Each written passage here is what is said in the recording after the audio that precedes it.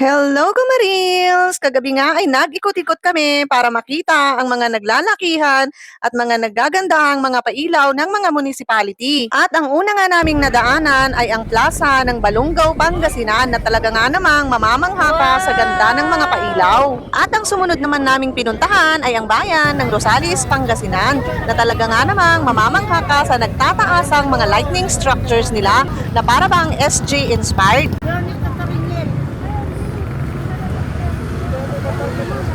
Chloe!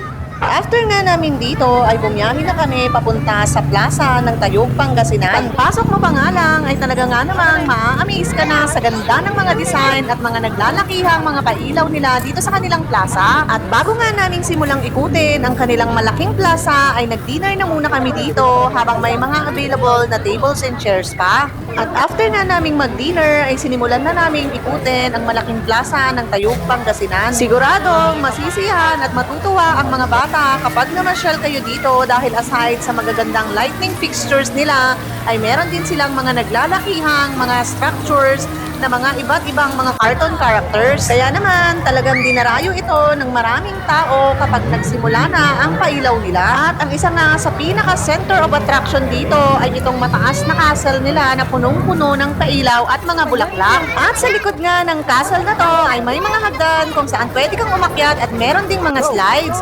Syempre, hindi ito pinalagpas ni Chloe at ni Ken.